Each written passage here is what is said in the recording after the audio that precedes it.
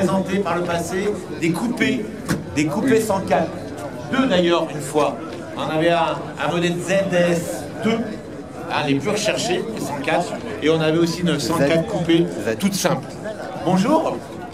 Bonjour. Alors ton prénom? Olivier. Alors quand j'ai vu ta voiture, je me suis dit, on ne peut pas la louper celle-là. Parce qu'il s'agit en fait des toutes premières 104. Vous savez qu'en ce moment, d'ailleurs à Rétromobile, qui c'est qui était à Rétromobile cette année? Quoi? Personne d'autre? Bon, je ne sais pas non plus. Qui est rare. Et cette année, on a mis l'accent sur un anniversaire particulier. C'était quoi? J'ai entendu. La Renault 5, qui est sortie en 1972. Voilà, un 3 qui suit. Mais on ne parle pas beaucoup de la 104, qui était sa concurrente directe, et qui est sortie en quelle année, elle, la 104? En 72 également. Hein, je ne me trompe pas?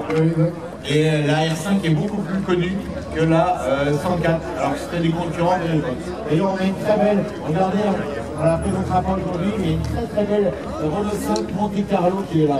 Et ça, c'est très rare. Une autre foison. Alors, tu parles bien dans le micro. Alors, cette voiture, elle n'est pas d'origine, elle a été restaurée, c'est pas possible. Elle est d'origine. Elle est d'origine? La peinture, elle est d'origine.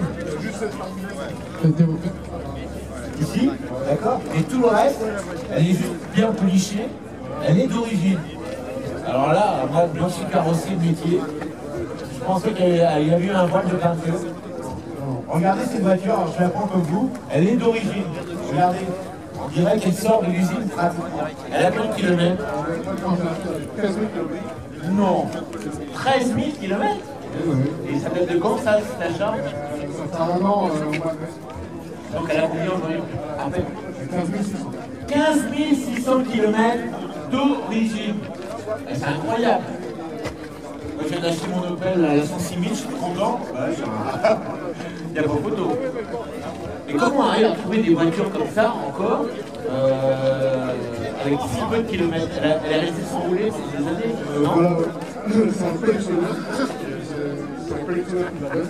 Ouais. Et lui, il a acheté avant le Covid, en mars 2020. Ouais. Il est garagiste. Oui. Il a acheté pour remettre dans sa vitrine. On met dans son showroom, en fait. Voilà, ça fait une vingtaine de voitures. Ah, d'accord. Voilà. C'est dans la région? Oui, c'est dans le Morbihan. D'accord, dans le Morbihan. Et toi, tu l'as trouvé comme ça? Il l'a mis en vente ou... Non. Moi, je connaissais plus ou moins cette personne-là. Ouais. Ah, bien. Comme il est garagiste, il change toutes les semaines de voiture. Qu'il y a dans sa vitrine, il en met 3, tu vois. D'accord. Et donc moi, je vais de temps en temps voir. Ouais. Et là, il était en train d'aller sa voiture. Et on en a parlé. On a parlé. Parce que cette voiture-là, mes parents ont acheté cette voiture-là, la première voiture qu'on. Donc quand tu étais gamin, quand tu avais... Quand tu avais 2 ans, donc tu as été bercé par cette voiture quoi, quand tu étais petit. Donc ça t'a marqué. Hein, c'est la nostalgie, hein, souvent les achats comme ça, c'est toujours la nostalgie par rapport à une époque, par rapport à des souvenirs. Bon, tu t'es fait plaisir là. J'en ai loupé une il y a quelques semaines, je te le disais, une bleue qui était à vendre pas loin d'ici. Bon, elle m'est passée sous le nez. J'en avais une que j'ai vendue, mais elle était trop rouillée, c'était le même modèle que ça, même couleur, mais j'ai vendu parce qu'elle était vraiment trop attaquée par la rouille, comme toutes les voitures de ce type. On va faire le tour de cette voiture qui est assez incroyable. Moi j'adore les voitures comme ça. Alors on va parler de quand la 104, on va parler d'une petite histoire. L'histoire entre Renault et Peugeot. Est-ce que vous connaissez l'histoire? La petite guéguerre qu'il y a eu entre la R5 et la 104. Qui c'est qui connaît? Personne dans le public? Alors je vais vous expliquer. Renault donc en 72 sort la Renault 5. Elle a 3 portes. Vous vous rappelez? 3 portes. 2 portes plus le haillon. Ça fait 3 portes. Et la 104 sort la même année, à quelques mois, quelques semaines de différence. Et elle a combien de portes, la 104? 4 portes. 4. Elle n'a pas 5 portes. Hein. 4. Moi, je vois pas de 5 portes. Ça, c'est une malle. Oui. Pourquoi on appelle une 5e porte? C'est quand le haillon, prend la vis, fait partie intégrante du coffre. Là, ça devient un haillon, ça devient une 5e porte ou une 3e porte. Voilà l'explication. Pourquoi la 104 elle est sortie en 4 portes et la Renault 5 en 3 portes? Ben, c'était un accord entre les deux constructeurs de non-attaque. Et ben, nous, on sort la Renault 5, Peugeot, bah oui, nous aussi, on sort une 104. Bon, ok, nous, on la sort en 3 portes. Bon, ben, nous, on va la sortir en 4 portes. Donc, il n'y a pas de concurrence directe. Les gens qui voulaient une 4 portes, question plus pratique, on va dire, prenaient la Peugeot. Et ceux qui ne voulaient que 2 portes ou 3 portes, prenaient la Renault 5. C'était un accord. Mais très vite, cet accord, il n'a pas duré, en fait. Les accords, c'est toujours bien au début. Et après, très vite, Peugeot a sorti une 3 portes. Vous vous rappelez, la petite 104 coupée. La même que celle-ci, mais sur un empattement beaucoup réduit. Très réduit. Donc, c'était le début de la guéguerre. Et après, Renault a sorti la Renault 5 en 5 portes. Voilà. C'était l'histoire qu'il y a eu, cet accord qu'il y a eu entre Peugeot et Renault au début et qui n'a pas duré, en fait. Et très vite, la 104, elle est passée en 5 portes également, grâce au haillon qu'ils ont ensuite intégré à la voiture. Hein. La malle arrière donc, a été juste diffusée sur les premières années, de 72 à 76. 76. Voilà. Donc c'était pas très pratique, je ne sais pas si on peut ouvrir. Regardez, vous voyez bien que c'est une malle, c'est pas un haillon. Voilà, ici il y a un petit... Donc bien sûr, comme tous ces modèles-là, vous vous rappelez des GS ou des CX, eh bien, qu'est-ce qui se passe? On se penche et on se casse le dos. Hein, le pack de bière, il faut le sortir. Le pack d'eau, comme vous voulez, pack de bière, pack d'eau, et bien on se casse le dos. Même si à l'arrière, ici, hein, je crois que ça se rabat. Celle-ci, elle a une option. Voilà, on peut rabattre pour mettre des choses plus longues. Mais quand même, vous voyez que c'est pas très pratique. Et tous ceux qui ont sorti des malles comme ça, comme la GS, sont venus au haillon ensuite. Hein. La GS première série malle, les 104 pareil, elles sont revenus au haillon, c'est beaucoup plus pratique. Vous savez que le haillon, hein, c'est sorti sur les 4L, les Renault 16, et après tout le monde a suivi. Mais ces voitures-là, les 104 les plus recherchées aujourd'hui, c'est celles qui ont la petite malle. Elle est de quelle année celle-ci? 73. 73. Donc voilà, un an après. Elle est dans un état incroyable, parce que je me dirais, elle n'a pas beaucoup de kilomètres, mais elle a été quand même bien conservée. On dirait que c'est neuf. Alors, vous voyez, pour refermer, on appuie ici, hein, voilà, et on laisse tomber. Voilà. On va faire le tour de la voiture.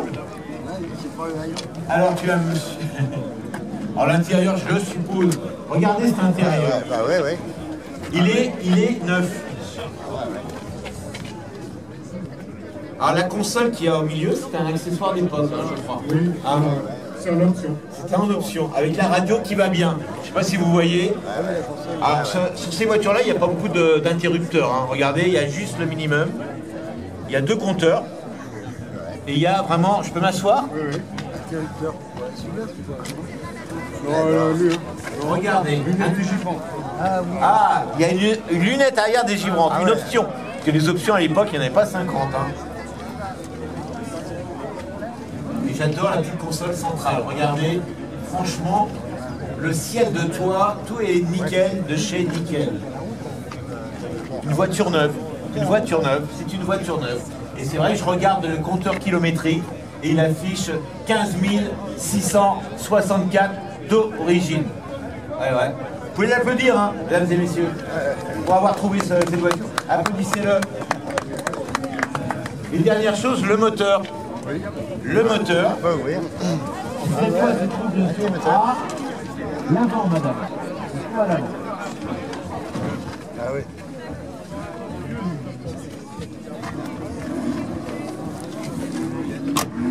Je te laisse ouvrir hein, le capot.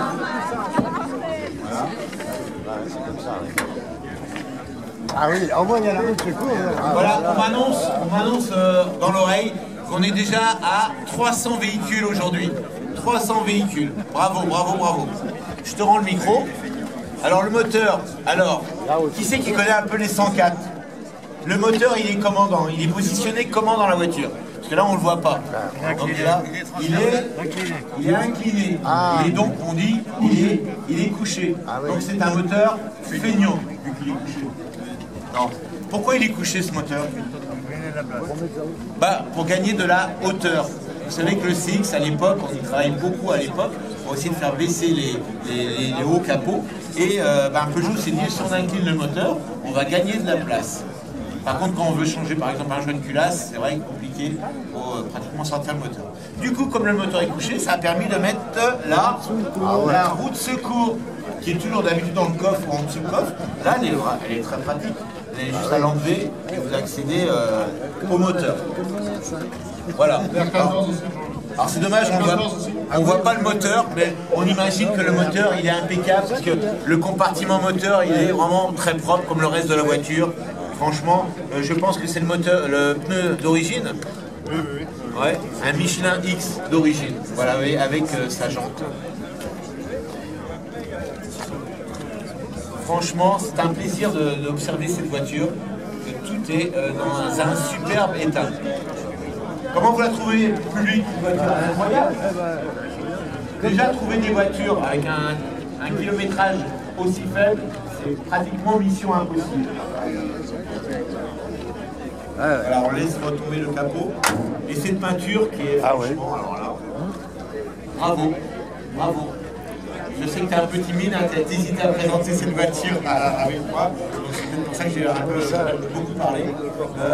Aujourd'hui, le 104, c'est pas très recherché, contrairement à une Renault 5 dont la cote monte. La 104 a du mal à suivre, sauf les modèles un peu spéciaux comme les versions ZS qui sont particuliers, mais la berline, elle a beaucoup de mal à suivre. C'est dommage parce que c'est une voiture qui gagne à être connue, qui est vraiment sympa à conduire, vraiment très très saine de tous les goûts. Et on y gagnerait à la collectionner plus souvent, je trouve. Voilà.